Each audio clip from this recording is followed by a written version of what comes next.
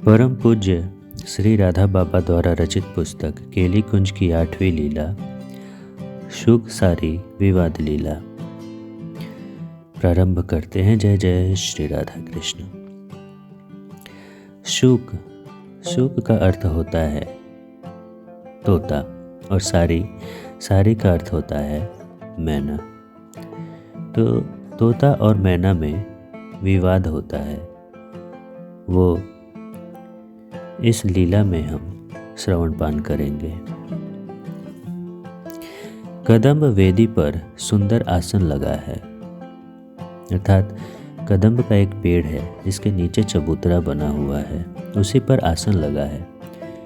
उस पर गोलाकार पंक्ति में बैठी हुई श्री प्रिया प्यारे श्याम सुंदर के अधरामृत से सिक्त फलों का प्रसाद पा रही हैं, अर्थात श्री राधा रानी प्यारे श्याम सुंदर के जूठे फल को प्रसाद मानकर पा रही हैं। श्री प्रिया की दाहिनी ओर ललिता बैठी हुई है और बाईं ओर विशाखा।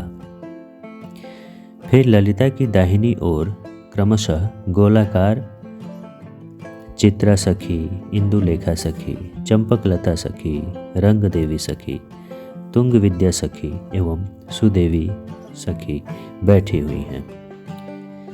पंक्ति के दक्षिणी हिस्से में थोड़ी सी जगह छोड़ी हुई है, जिसकी राह से मंजरियाँ जल एवं अन्य अन्य वस्तुएं बीच बीच में परोसने जाती हैं।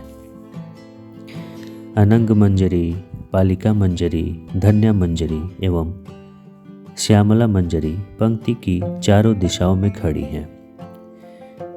चारों के हाथ में एक एक थाल है जिसमें तस्तरियाँ सजी हुई हैं। उसमें से निकालकर वे बीच बीच में सखियों की थाली में डाल दिया करती हैं। श्री प्रिया ने शुरू में तो एक प्याले से 4-5 घूंट शरबत का किंचित पी लिया, पर अब फल का टुकड़ा हाथ में लिए हुए मुस्कुरा रही है तथा कभी चंपकलता और कभी रंग देवी की ओर ताक कर इशारे से कहती हैं, देख तू तो थाली लिए हुए बैठी है, मैं कितना खा चुकी हूँ। श्री प्रिया की आंखें तो सखी मंडली की पंक्ति में है, पर मन वहाँ है जहाँ प्यारे श्याम सुंदर विश्राम कर रहे हैं, इसीलिए दृष्टि बीच बीच में स्थिर सी हो जाती है।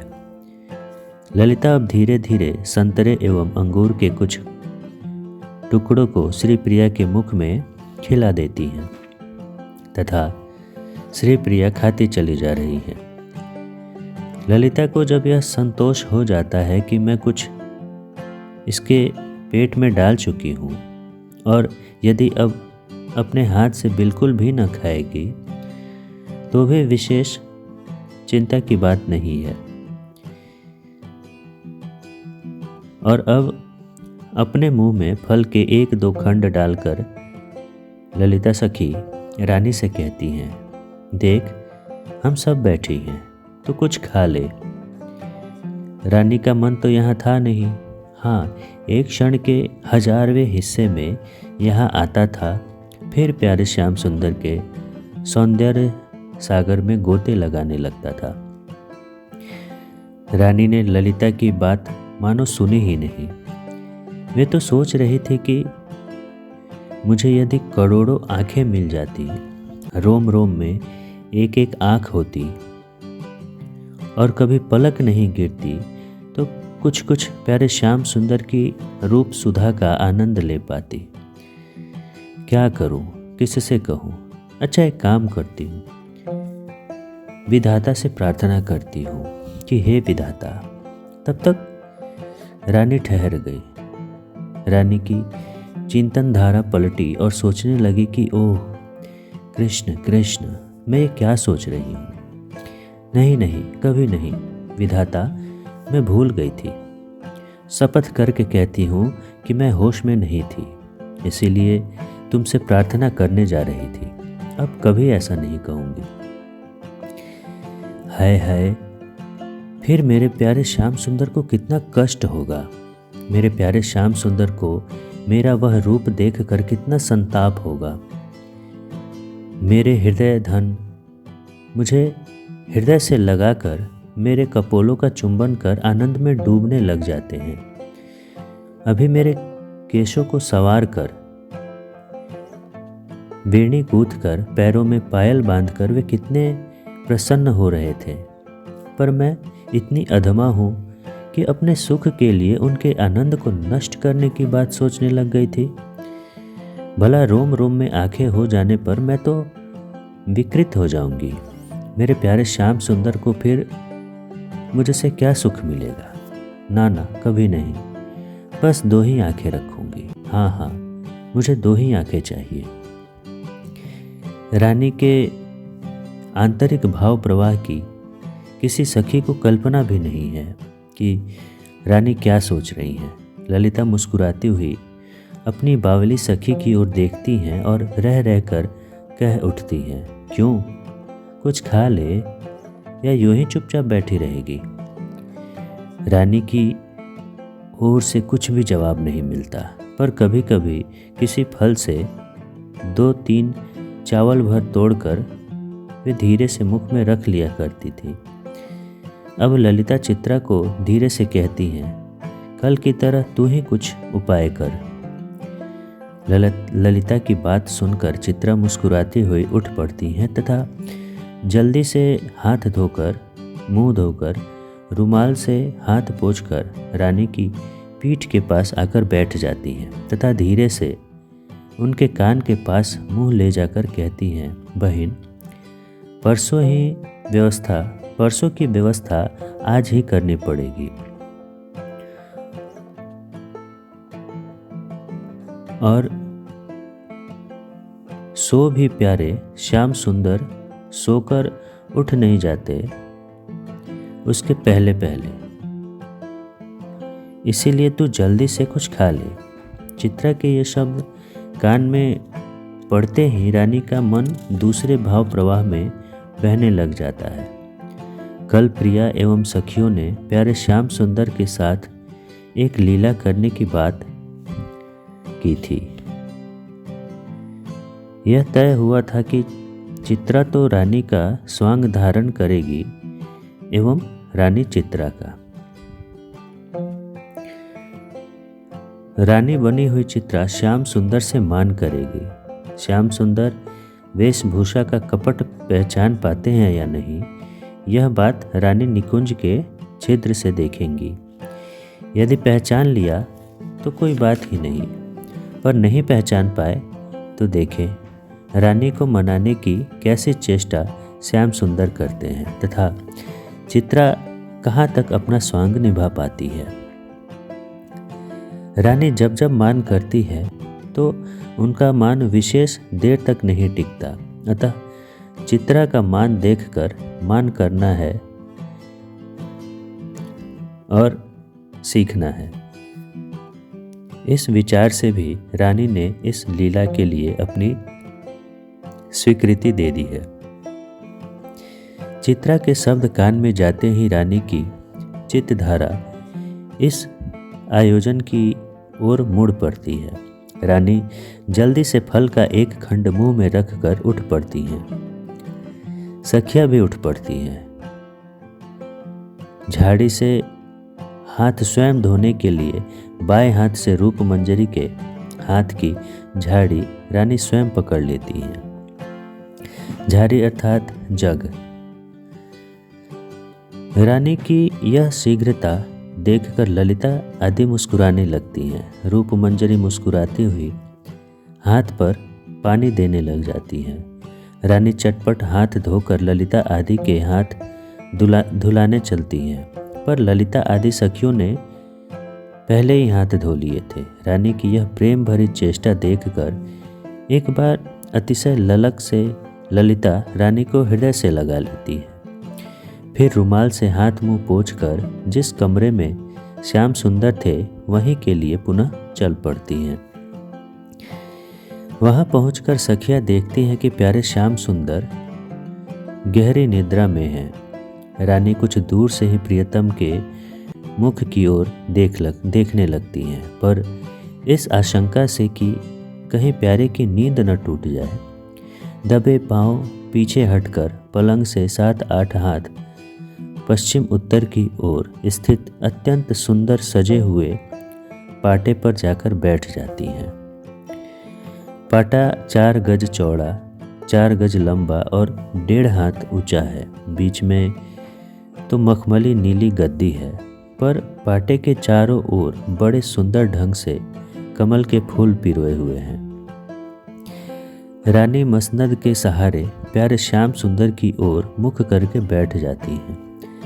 सखिया भी उसी पाटे पर बैठ जाती हैं। एक मंजरी श्याम सुंदर के पलंग के पास की पीकदानी उठा लाती हैं। रानी अतिशय प्यार से स्वयं पीकदानी ले लेती हैं। पीकदानी अर्थात पान खाकर जिस बर्तन में थूकते थे वो, उस पाटे पर पनबट्टा रखा हुआ है जिसमें पान रखते हैं। उसमें से पान के बीड़े निकालती हैं। 8 बीड़ों को खोलकर उसमें प्रियतम श्याम सुंदर के अधरामृत से सने हुए पीक के 2-2 बूंद डालती है, अर्थात श्याम सुंदर के जूठन 2-2 बूंद डालती हैं। फिर बीड़े को सजाकर अतिशय प्यार से बारी बारी से सभी सखियों के मुंह में अपने हाथ से खिलाती हैं। इसी बीच में चित्रा ठीक 2 बीड़े उसी प्रकार अधरामृत पीक मिलाकर तैयार कर लेती हैं, अर्थात श्री कृष्ण का जूठन मिलाकर तैयार कर लेती हैं तथा रानी के मुख में रख देती हैं। रानी पनबट्टे से एक पान और निकालकर पुनः सखियों के मुंह में खिला देती हैं। फिर उस पनबट्टे को चंपक लता के हाथ में देकर हाथ धोती हैं तथा एक मंजरी से दूसरा पनबट्टा लेकर उसके ऊपर पान रखकर प्यारे श्याम सुंदर के लिए बीड़े तैयार करने लगती हैं। दृष्टि क्षण क्षण में प्यारे श्याम सुंदर के मुख की ओर जाती है। अब सखियों में अतिशय प्रेम भरी चर्चा चलने लगती है। श्याम सुंदर को नींद बिल्कुल नहीं आई है, पर इस प्रेम भरी चर्चा को सुनने के लिए नींद का बहाना किए हुए पड़े हैं। सखियों में धीरे धीरे जो बात हो रही है उसी की ओर श्याम सुंदर कान लगाए हुए हैं, पर किसी को यह कल्पना भी नहीं है कि ये जगे हुए हैं। इंदुलेखा दोनों मंजरियों को, जो प्यारे श्याम सुंदर के पलंग के दोनों ओर खड़ी हैं, इशारे से पूछती हैं। मंजरियाँ इशारा कर देती हैं कि गाढ़ी नींद में सो रहे हैं। रानी एवं सखिया अब निसंकोच होकर बातें शुरू करती हैं, अवश्य ही धीमी धीमी आवाज से। कुछ देर उस प्रेममय आयोजन की सलाह होती है। अब रानी कहती है, चित्रे तू सुन रही है ना? चित्रा कहती है, हाँ सुन रही हूँ। ललिता कहती है, जब वे पहुँच जाए तब तुम निकुंज को बंद कर देना, समझी? चित्रा कहती है, ठीक है। ललिता फिर कहती है, उस समय मैं राधा को साथ मदन कुंज में रहूंगी। उस समय मैं राधा के साथ मदन कुंज में रहूंगी। तुम श्याम सुंदर को बंद करके मेरे पास चंपक लता को सूचना के लिए भेज देना। चंपक लता कहती हैं, ललिते पर सुबल का क्या करोगी? सुबल श्री कृष्ण के मित्र हैं। चंपक लता कहती है, सुबल का क्या करोगी? विशाखा कहती हैं, मैं उसे मधुमंगल के द्वारा जाल में कल ही फांस लूंगी। कल ही मैं मधुमंगल को सुंदर सुंदर केले खिलाकर परसों शरीफा खाने का निमंत्रण दे दूंगी। यद्यपि सुबल का लालच में आना है कठिन, पर एक बार यह उपाय कर तो लूं। न होगा तो उसे और किसी उपाय से अपने निकुंज में रोकी रहूंगी। इसी समय श्याम सुंदर करवट लेते हैं। मंजरी कुछ इशारा करती हैं। राधा रानी एवं ललिता की तीक्ष्ण दृष्टि प्यारे श्याम सुंदर पर पड़ती है। उनकी कपट निंद्रा की पोल खुल जाती है। रानी धीरे से ललिता के कान में कहती हैं, सब गुण मिट्टी हो गया। ललिता कहती है, कोई बात नहीं, फिर दूसरा उपाय सोच लूँगी। पर कपटी शिरोमणि ने तो हद कर दी। शिरोमणि का मतलब होता है सबसे ऊंचा, तो कपटी शिरोमणि का मतलब हुआ कपट करने में जो सबसे ऊंचे हैं। इन्होंने तो हद कर दी। अभी अभी कैसे खर्राटे भर रहे थे। रानी वहां से उठकर श्याम सुंदर की पुष्पशैया के पास आकर खड़ी हो जाती हैं। श्याम सुंदर ने चादर से अपना मुंह ढक लिया था, फिर भी चादर के अंदर से मुख दिखाई दे रहा है। मुद्रित नयन की छवि छीनी चादर को चीरती हुई रानी के हृदय को बींध सी रही है। अलकावली के 2 गुच्छे प्यारे श्याम सुंदर के कपोलों पर बिखरे हुए हैं। अलकावली मतलब बाल के घुंघराले लट। तो श्री कृष्ण के बाल के 2 लट, 2 गुच्छे उनके कपोल अर्थात गाल पर बिखरे हुए हैं। रानी अपने पद्म सदृश हाथों से अलकावली के गुच्छों को यथास्थान रख देने के लिए चादर हटाती हैं। पद्म मतलब होता है कमल और सदृश मतलब के जैसा दिखने वाला।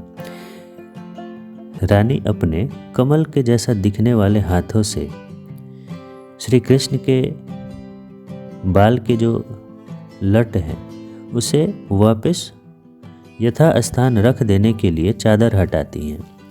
श्याम सुंदर हंसी रोकना चाहते हैं, पर होठों पर उस अंतर हृदय की हंसी की झलक कुछ आ ही जाती है। रानी हंस पड़ती है। श्याम सुंदर मानो अभी अभी घोर निद्रा से जागे हो, ऐसी मुद्रा में अपनी आंखें खोलकर निहारने लग जाते हैं। रानी एवं सखिया जोर से खिलखिलाकर हंसने लग जाती हैं। रानी झुककर प्यारे श्याम सुंदर के गले में अपनी दोनों बाहें डाल देती हैं तथा ललक भरी दृष्टि से प्यारे के मुख को कुछ क्षण तक देखती रहती हैं। फिर कहती हैं, बड़ी अच्छी नींद में तुम सो रहे थे, जग कैसे गए? कहते कहते रानी फिर खिलखिलाकर हंस पड़ती हैं। प्यारे श्याम सुंदर के हृदय पर रानी की वनमाला फूल झूल रही है।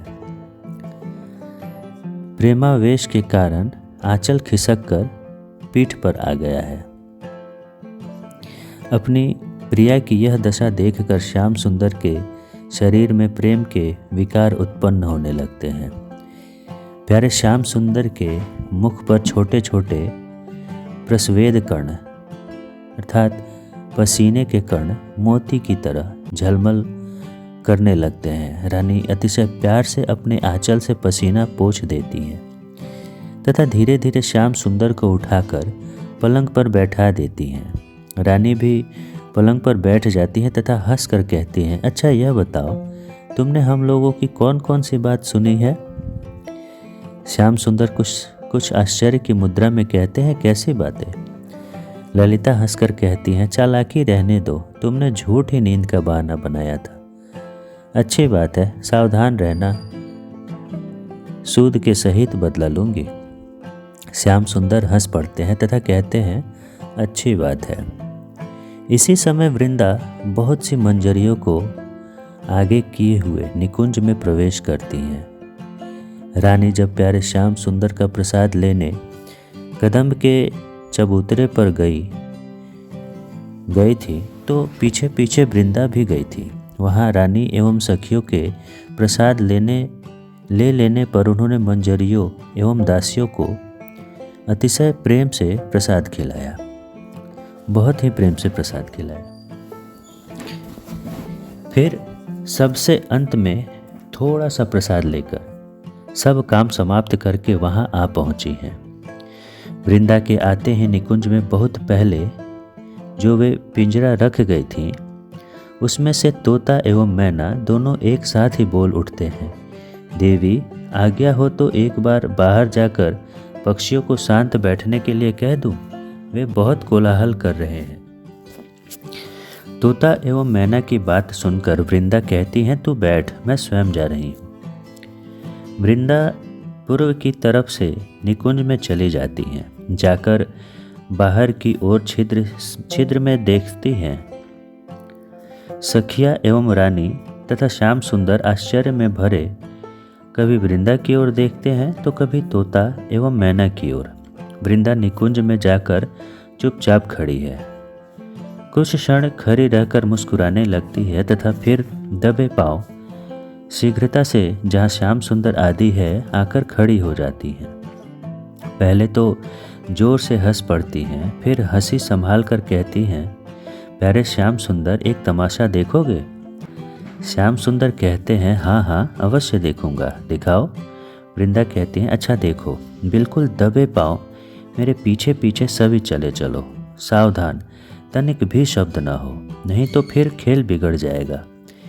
वृंदा की बात सुनकर सखियाँ, रानी एवं श्याम सुंदर सभी आश्चर्य में भरे हुए वृंदा के पीछे पीछे चल पड़ते हैं। चलकर पूर्वी निकुंज में जा पहुँचते हैं। निकुंज में अतिशय कोमल हरी हरी पत्तियों का बेंच के आकार का एक आसन है। उसी पर वृंदा देवी प्रिया प्रियतम को उत्तर की ओर मुख करके बैठ जाने का इशारा करती हैं। प्रिया प्रियतम उसी प्रकार आसन पर बैठ जाते हैं। कुछ सखियाँ आसन को पकड़े खड़ी रहती हैं, कुछ बैठ जाती हैं। निकुंज सखियों एवं दासियों से भर जाता है, पर पूर्ण नीरवता छा जाती है, एकदम शांति छा जाती है। वृंदा फिर बहुत धीरे से कहती है, सभी उस वृक्ष की ओर देखो। लताओं के छिद्र में से एक वृक्ष की ओर वृंदा उंगली से इशारा करती है। सभी उसी तरफ देखने लग जाते हैं। निकुंज से 8 हाथ उत्तर हटकर बड़ा ही सुंदर वृक्ष है। वृक्ष झाऊ वृक्ष के समान है, पर झाऊ की अपेक्षा अत्यधिक हरा भरा है। पत्तियां तो झाऊ वृक्ष की सी है, पर इतनी अधिक हरी भरी एवं इतनी घनी है कि बस कुछ कहते नहीं बनती। मोटी मोटी डाल है, पर डाल में कहीं भी रुरखरापन नहीं है। डाल का रंग भी बड़ा सुंदर है। हल्के पीले रंग के कपड़े पर हरे रंग का छींटा हो, वह कपड़ा जैसा दिखता है वैसा सा रंग डाल का है। उस डाल पर एवं वृक्ष की टहनियों पर समूह के समूह पक्षी बैठे हैं। रंग बिरंगे पक्षी हैं। कभी कभी तो बहुत से एक साथ बोल उठते हैं, ठीक ठीक, तथा कभी बिल्कुल शांत बैठ जाते हैं। अधिकांश पक्षी इस मुद्रा में बैठे हैं मानो किसी पंचायत में पंच बनाए गए हों और गंभीर विचार में लगे हों।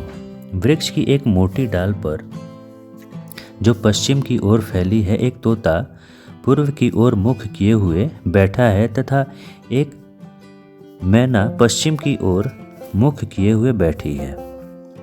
वृंदा देवी धीरे से सबसे कहती हैं, देखो, इन 2 पक्षियों में झगड़ा हो रहा है। अन्य पक्षी इन दोनों की बात बैठे बैठे सुन रहे हैं। इनका झगड़ा कैसा विचित्र है, यही दिखाने के लिए तुम लोगों को ले आई हूँ। वृंदा की बात सुनकर सबकी दृष्टि उस तोते एवं मैना पर जा टिकती है। सभी अतिशय उत्सुकता से प्रतीक्षा करते हैं कि देखें क्या झगड़ा है। इसी समय सारी अर्थात मैना बोल उठती है, अच्छी बात है, पर आज से मैं तुमसे कभी नहीं बोलूँगी। तोता कहता है, बोलना या ना बोलना तो तुम्हारी मर्जी है, किंतु तुम ही बताओ कि मैं तेरे लिए झूठ कैसे कह दूँ। सारी कहती है, नहीं नहीं, तुम झूठ मत बोलो, सत्य धर्म का पालन करो, पर अब मुझसे तुम्हारा कोई संबंध नहीं। तोता फिर कहता है, देख सारी, मतलब देख मैना, इस तरह नाराज होने से क्या लाभ है, सत्य का निर्णय तो हुआ नहीं। सारी कहती है, मैं तो कई बार तुमसे कह चुकी हूँ कि मैं सत्य नहीं जानती, फिर बार बार तंग करने से क्या लाभ है? तोता कहता है, नहीं जी, मैं भी तुम्हें तंग करना थोड़े चाहता हूँ। हाँ, तेरे मुख से बार बार श्याम सुंदर बड़े निठुर है सुनकर बात करने लग गया। मैं जानता होता कि तू खिंच जाएगी तो इस प्रसंग को छेड़ता ही नहीं। मैना कहती है, अच्छा, अब भूल हो गई, क्षमा करो। एक बार नहीं 1000 बार कह देती हूँ, श्याम सुंदर बड़े रसिक हैं, बड़े करुण हैं। बस अब मुझसे मत बोलना। यह कहकर मैना पूर्व की ओर मुख फिराकर बैठ जाती है। तोता कुछ देर चुपचाप बैठे रहकर उड़कर सारी के सामने चला जाता है तथा कहता है, सारी, तू गंभीरता से विचार कर। सच, तेरी शपथ, मैं कोई आग्रह थोड़े है कि मैं तेरी बात मानूंगा ही नहीं। मेरा कोई आग्रह थोड़े है कि मैं तेरी बात मानूंगा या नहीं। हाँ, वह बात मेरी समझ में नहीं आती कि तू मेरे प्यारे श्याम सुंदर को निठुर क्यों समझने लग गई है। मेरा तो यह दृढ़ विश्वास है कि एक बार कुछ क्षण के लिए भी तू दृष्टि स्थिर करके उनके नैनों की ओर देखती तो फिर कभी इस तरह नहीं कहती। सारी कुछ नहीं बोलती, पर प्रियतम एवं सखिया सबके मुख पर हंसी छा जाती है। वृंदा फिर सावधान करती है कि थोड़ा भी शब्द न होने पाए, नहीं तो खेल बिगड़ जाएगा। सारी फिर बोलती है, कह चुकी, बार बार कह चुकी, मेरी भूल थी, तुम ठीक कहते हो, अब व्यर्थ में बातें क्यों बढ़ा रहे हो। तोता कुछ गंभीर सा बनकर आंखें बंद कर लेता है तथा कुछ क्षण बाद अपने आप बोलने लगता है, प्राण प्यारे श्याम सुंदर, प्राण प्यारे श्याम सुंदर। तोते की यह मधुर कंठ ध्वनि सारी के मन में प्रेम का संचार करने लगती है। सारी श्याम सुंदर के नाम के माधुर्य में खींच ली जाती है, तोते के प्रति रोष को भूल जाती है और तोते की ओर देखने लग जाती है। तोता फिर कहता है, सच सारी, तू मेरे हृदय को देख ले। मैं कृत्रिम नहीं कहता, मैं बनावटी नहीं कहता, मेरे हृदय में यह बात कभी भी नहीं आई कि श्याम सुंदर निठुर हैं, बल्कि कभी कभी यह दिखता है तुम्हारी रानी ही कुछ निठुर बन बैठती है। देख, उस दिन की बात है, तुम्हारी रानी रूठी हुई थी। चंद्रमा की शुभ्र ज्योत्सना से यमुना पुलीन का अणु अणु उज्जवल हो रहा था। यानी कि चंद्रमा की शुभ्र चांदनी से यमुना पुलीन यानी यमुना जी का किनारा और उनके किनारे का अणु अणु उज्जवल हो रहा था। एक जामुन के वृक्ष के नीचे हाथ पर कपोल टेके आंखें मूदी रखकर तुम्हारी रानी बैठी थी। अद्भुत शोभा थी। मैना, देख, सच कहता हूँ, तुम्हें प्रसन्न करने के उद्देश्य से नहीं। रानी का सौंदर्य तो हमें कई बार भ्रम में डाल चुका है। क्या बताऊं, जब मैं हाथ की ओर देखता था तो प्रतीत होता था अनंत नव विकसित कमलों की शोभा इसके सामने फीकी है। मुख की ओर देखता था तो यह अनुभव करता कि अनंत चंद्रमंडल की शोभा रानी की मुख की शोभा के एक कण के बराबर भी नहीं। कवि की भाषा में यह शक्ति नहीं कि उस शोभा का वर्णन कर सके। हाँ, कुछ नीचे उतर कर कहूँ तो सचमुच उस दिन मुझे यह प्रतीत हो रहा था कि रानी हाथ पर कपोल टेके हुए क्या बैठी हैं, मानो पूर्ण चंद्र कमल के आसन पर सो रहा है। पूर्ण चंद्र अर्थात पूरा चांद कमल के आसन पर सो रहा है और भौहों की शोभा तो निराली ही थी। रोष के कारण कुछ ऊपर की ओर उठ गई थी, कुछ विशेष रूप से टेढ़ी हो रही थी। सचमुच उस मुख की एवं भौहों की शोभा देखकर ऐसा प्रतीत हो रहा था मानो रानी के मुख को मकरंद से भरा हुआ कमल समझकर भौरों के समूह आए हो और मुख कमल का मकरंद पान करने की प्रतीक्षा में मंडरा रहे हो। वह शोभा देखकर मेरा रोम रोम आनंद से भर गया। सारी, मैं तो दंग रह गया, आंखें हटती नहीं थी। उसी समय ललिता प्यारे श्याम सुंदर की बाह पकड़े हुए वहां आई। मेरे प्यारे श्याम सुंदर चरणों के पास बैठ गए। मैं ना बहुत कहकर क्या होगा, मेरे श्याम सुंदर ने हृदय के समस्त प्यार से प्रार्थना की, पर तुम्हारी रानी ने आंखें तक नहीं खोली। मेरे प्यारे श्याम सुंदर का मुख उदास हो गया, पर रानी टस से मस नहीं हुई। मेरे प्यारे श्याम सुंदर कुछ दूर जाकर बैठ गए। सारी, सचमुच तू भी तो वहाँ थी ही, दोनों में कौन अधिक निष्ठुर? तुम्हें दिखा? मैं यह तुम्हारे मुंह से ही सुनना चाहता हूँ। तोते के मुख से रानी के मुख का वर्णन सुनकर सारी प्रसन्न हो गई थी तथा कुछ और सोचकर बड़ी प्रसन्नता की मुद्रा में बोलती हैं, तोता, तुम्हें भीतर की बात का बिल्कुल पता नहीं है। ऊपर की बात देखकर ही तुमने रानी को निष्ठुर मान लिया है। देख, मैं उस दिन के उस गंभीर मान का रहस्य रानी की प्यारी सारी से सब पूछ चुकी हूँ, पर तुझे बता नहीं सकूंगी। तुम उसे समझ भी नहीं सकोगे। उसे समझने के लिए रमणी सुलभ हृदय चाहिए। तेरा हृदय पुरुष का है। रानी के प्रेम में हृदय की रूपरेखा तुम्हारी कल्पना में आ ही नहीं सकती। और सारी यह कहकर रुक जाती है। तोता शीघ्रता से बोल उठता है, हाँ हाँ, पूरी बात जो जो कहना चाहती है सब कह। सारी कुछ क्षण चुप रहकर कहती है, मैं यही कहने जा रही थी कि तुम जिस घटना से मेरी रानी को निष्ठुर समझ रहे हो वह तो तुम्हारी नासमझी के कारण है। हाँ, यदि मैं तुम्हें अपने मन का घाव खोल कर दिखला दूं तो तेरी बोली बंद हो जाएगी।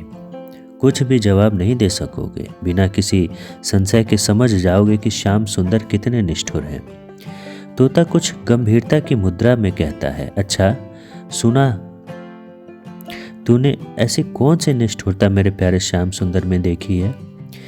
सारी गंभीर होकर करुणा की मुद्रा में कहती है, तोता, सचमुच कल से मेरे प्राण छटपट कर रहे हैं। कल दोपहर की बात है। सूर्य मंदिर में मेरी रानी बैठी थी, बिल्कुल अकेली थी। ललिता आदि सभी उपवन में गई हुई थी। मैं एक लता की टहनी पर बैठी हुई एक टक रानी की ओर देख रही थी। रानी के हाथ में एक माला थी, पर यूं ही उंगलियों पर पड़ी थी। आंखें बंद थी, पर अविराम अश्रुधारा बहती हुई कपोलों को भिगो रही थी। बीच बीच में रानी बोल उठती थी कि मेरे जीवन सर्वस्व, सभी अवस्थाओं में मैं तुम्हारी हूँ। तोता, रानी की यह प्रेम व्यथा देख देखकर मैं गदगद हो रही थी, पर आगे जो देखा उसे देखकर तो दंग रह गई। देखती हूँ कि रानी हठात उठ खड़ी हुई, बड़बड़ करती हुई मंदिर में इधर उधर घूमने लग गई। पहले तो आवाज़ अस्पष्ट थी, पर पीछे कुछ जोर से बोलने के कारण मुझे ठीक ठीक सुनने लग गया। रानी बोल रही थी, ओठ जीव बंधु वारो, हाँसी सुधाकंद वारो, कोटि कोटि चंद वारो, राधे मुख चंद पे। रानी के मुख से बार बार इसकी आवृत्ति हो रही थी। मैं चकित होकर सोचने लग गई कि अजब बात है, अपने मुख से आज मेरी रानी अपनी शोभा वर्णन कर रही हैं, पर तुरंत समझ गई कि प्यारे श्याम सुंदर के भाव में डूब कर अपने आप को ही श्याम सुंदर मान रही हैं। फिर देखती हूँ कि रानी हाथों को ठोड़ी पर रख कर कह रही हैं, ओह, ब्रज का प्रत्येक कुंज छान डाला, घर का कोना कोना देख लिया, पर प्रिया नहीं मिली। ओह, मुझे छोड़कर चली गई, पर कहाँ गई? हाय, उसने प्राण तो नहीं दे दिए, वह यमुना में तो नहीं कूद पड़ी। बस बस, अब चलो, मैं भी यमुना में कूद कर अपना जीवन समाप्त कर दूं। पर कहीं वह जीवित हो तो? फिर तो मेरे बिना उसके प्राण निकल जाएंगे। ना, नहीं नहीं, उसने प्राण नहीं दिए हैं, कहीं छिप गई है। बरसाने तो नहीं चली गई? बस बस, वहीं गई है। बिल्कुल यही बात है, पर मैं वहाँ कैसे पहुँचूँ? है मेरे प्राणों की रानी, तू मुझे छोड़कर चली गई है, मुझसे रूठ गई है। हाँ हाँ, तुमने उचित ही किया, मैं इसी योग्य हूँ। पर प्रिय, मेरा हृदय फट रहा है, एक क्षण भी तुम्हारे बिना जीवन नहीं रहेगा मेरी हृदयेश्वरी। ना ना, इतना कड़ा दंड मैं नहीं सह सकूंगा, मुझे क्षमा करो। ओह, क्या करूं, किससे कहूं? है कोई मेरी प्रिया के पास मेरी बात पहुंचा दो। अच्छा, एक पत्र लिख देता हूँ, इसे ही मेरी प्रिया को दे देना।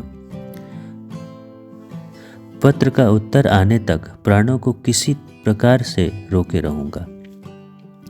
तोता यह कहकर रानी बैठ गई। पास में कमल के पत्ते पर फूल रखे हुए थे। रानी ने फूलों को बिखेर दिया, पत्ते के 4 टुकड़े करके एक टुकड़ा ले लिया तथा उस पर नख से यह लिखने लगी, क्षम्यताम परम कदापि तवे दृशम न करोमि, देहि सुंदरी दर्शनम मम मनमथेन दुनोमि। इसे लिखकर रानी समाधिस्थ हो गई। कुछ देर बाद आंखें खोलकर उस पत्ते की ओर देखने लगी तथा आनंद में भरकर बोली, प्राणनाथ ने पत्र भेजा है। अच्छा, पढ़ूं, क्या लिखा है? अर्थात श्री राधा रानी वापस से कृष्ण के भाव से बाहर आ गई थी। पत्र पढ़कर हृदय से लगाया और फिर से बड़बड़ करने लग गई। आह, मेरे जीवन धन, तुमने तो कोई अपराध नहीं किया है। किसने तुमसे झूठी बात कह दी है? मैं कहाँ रूठी हूँ? पता नहीं तुमने कहाँ से यह पत्र लिखा है। न जाने तुम्हारी क्या दशा हो रही होगी। ललिते, विशाखे, रूप, अरे विमले, तुम सब कहाँ चली गई? अरे दौड़ो, प्यारे श्याम सुंदर को ढूंढ लाओ। व्याकुलता की अवस्था में उन्होंने पत्र लिखा है। आह, मेरे प्राणनाथ, तुम्हें मेरे बिना। राधिका कान को ध्यान धरे, तब कान है राधिका के गुण गावे। त्यो असुआ बरसे बरसाने को, पाती लिखे लिखी राधे को ध्यावे। राधे हवे जाए घरिक में देव, सुप्रेम के पाती ले छाती लगावे। आपुने आपुही में उर्झे, सुरझे उर्झे, समुझे समुझावे। यह कहती हुई पत्र को पुनः छाती से लगाकर समाधिस्थ हो गई। तोता, मैं तो किंग कर्तव्य विमूढ़ सी हो गई, पर तुरंत ही श्याम सुंदर को खबर देने दौड़ी। कुछ ही दूर पर श्याम सुंदर मिल गए, पर जो देखा उसे देखकर सिर से पैर तक जल उठी। देखती हूँ एक वृक्ष के नीचे श्याम सुंदर बैठे हैं। सामने एक अत्यंत सुंदर रमणी बैठी है।